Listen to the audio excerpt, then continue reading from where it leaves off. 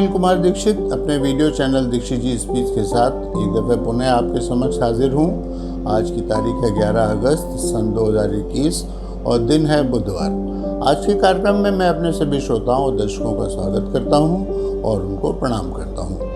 भक्त श्रृंखला के अंतर्गत कही जा रही भागवत कथा के 32वें भाग में हमने भगवान के वाराह अवतार के विषय में सुना था और ये भी सुना था कि सनकादि मुनि ने जय और विजय को श्राप दे दिया, जिसकी वजह से वो लोग वैकुंठ लोक से मृत्यु लोक में आ गिरे। आज की कथा में हम सुनेंगे कि जय विजय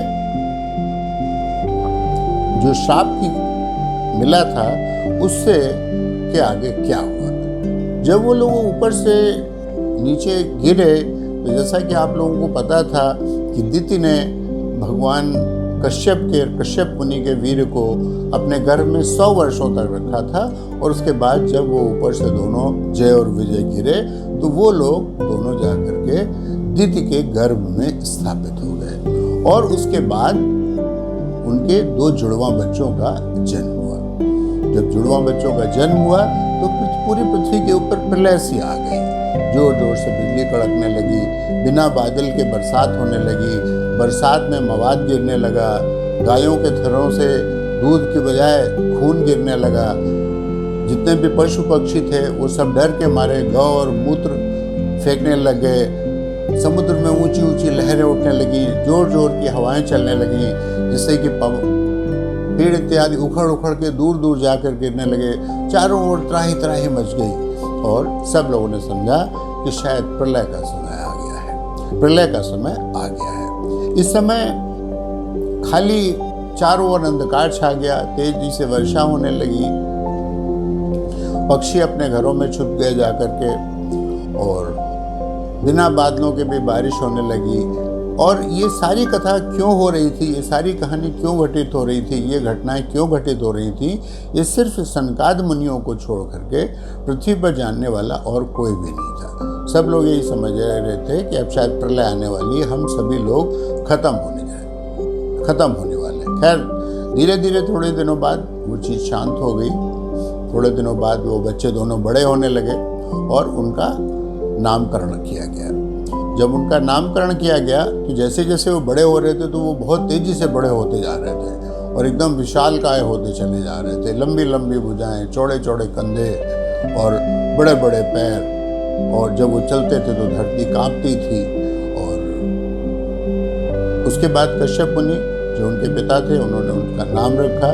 तो उन्होंने एक का नाम रखा जो पहले गर्भ में स्थापित हुआ था, उसका नाम उन्होंने हिरण्यकश्यपु रखा, और जो पहले जन्म लिया जिसने उसका नाम उन्होंने हिरण्याक्षु रखा। और इसी के नाम से वो लोग दोनों बाद में विख्यात हुए। और जैसे जैसे वो बड़े होते गए उसी तरह से उनका उदंडता भी उनकी बढ़ती गई। उसमें जो हिरण्यकश्यपु था उसको भगवान का कुछ वरदान था जिसकी वजह से उसको मृत्यु का डर नहीं था, तो वो बहुत ज़्यादा उदंड था। एक बार उसने तीनों लोगों को अपने वश में कर लिया। वो कहीं भी चला जाता और किसी को भी कहता कि मेरी बात मानो नहीं तो मैं तुमको मार डालूंगा। तो इस तरीके से करके एक बार तो उसका आया वो स्वर्ग, वो देवताओं के लोक में पहुंच गया। जैसे ही वो वहाँ पहुंचा तो सारे देवता उससे डर गए और डर के इस प्रकार से छिप गए जैसे कि चील को देख करके सांप छुप जाते हैं, या मगरमच्छ को देख करके जल में मछलियां इधर उधर भागने लगती हैं। सभी देवता चारों ओर छिप गए। वो अपने छोटे भाई को भी बहुत चाहता था और उसका छोटा भाई भी अपने बड़े भाई की बड़ी आज्ञा मानता था और उसी के हिसाब से वो कार्य करता था। इसके बाद उसका क्या हुआ कि जब वो देवताओं के यहाँ से जब वो उधम मचा करके फिर वो नीचे आया तो वो समुद्र में घुस गया। जब समुद्र में घुसा तो वहाँ तहलका मच गया। जितने भी पशु पक्षी थे सब वकलाने लगे, जोर जोर की उसमें लहरें उठने लगी। समुद्र में जो है ज्वार आ गया, उसकी लहरें ऊंची ऊंची उठने लगी। जीव जंतु घबराने लगे, चारों ओर भागे और धीरे धीरे करते हुए वो पाताल लोक में पहुँच गया। तो पाताल लोक के जो स्वामी थे, जो राजा थे, वो वरुण जी थे, वो वहाँ पर उपस्थित थे।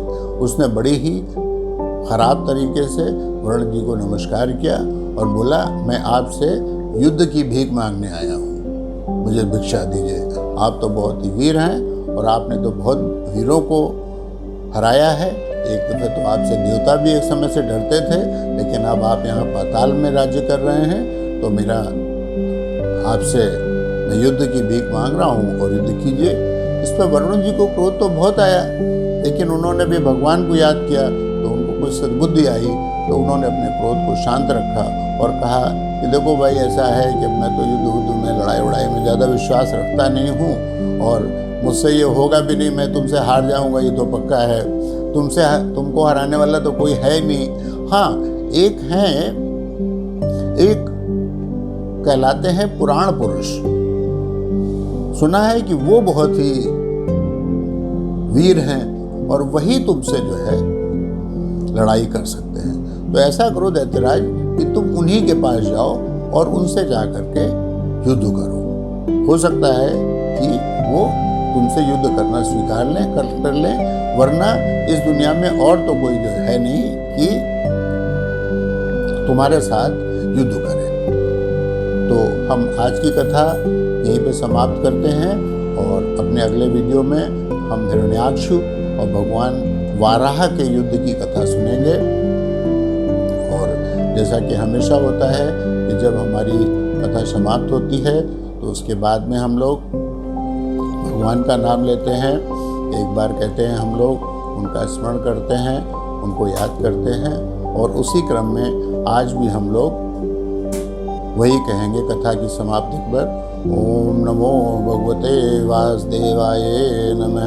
हरि ओम तत्सत, हरि ओम तत्सत, हरि ओम तत्सत। आप चाहें तो इसको कीर्तन के रूप में भी कह सकते हैं। ये मेरा कहना नहीं है, मैंने जगत गुरु स्वामी राघवाचार्य जी के मुख से ये बात सुनी कि जो कीर्तन कहलाता है, जब वो भगवान का बार बार नाम ले करके और ढोलक मंजीरे के साथ जोर जोर से बार बार गुणगान किया जाता है, वही नाम लिया जाता है, तो वो कीर्तन होता है। और जब हम उसको गाते हैं, वर्णन करते हैं, जिसमें कि स्थायी और अंतरा होते हैं, तो उससे क्या होता है, वो भजन होते हैं। और जो कीर्तन होता है उसमें सिर्फ भगवान का नाम होता है, जैसे कि हरे कृष्ण हरे कृष्ण हरे कृष्ण हरे राम हरे राम हरे राम। तो कीर्तन की ये विधि है, आप लोग इसी प्रकार से कीर्तन करके इसका आनंद ले सकते हैं। अब अगले वीडियो तक के लिए अनिल दीक्षित को आज्ञा दीजिए। अगर ये वीडियो पसंद आया हो तो अधिक से अधिक लोगों के साथ शेयर कीजिए और सब्सक्राइब कीजिए। हमने वीडियो छोटे छोटे इसीलिए बनाए हैं जिससे कि अधिक से अधिक लोगों के साथ सब्सक्राइब करवाएं। अपने कमेंट्स और सुझाव हमें अवश्य अवगत कराते रहिएगा।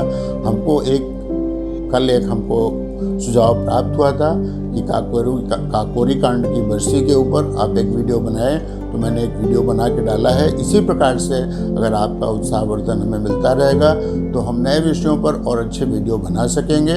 और इसके अलावा ये भागवत कथा का जो हमारा जो वीडियो बनाने का सिलसिला है, ये अनवरत रहेगा। अब हम आपसे विदा लेते हैं। आप अपना ख्याल रखिएगा और तब तक के लिए, अगले वीडियो तक के लिए नमस्कार। अनिल दीक्षित का नमस्कार स्वीकार कीजिए। नमस्कार।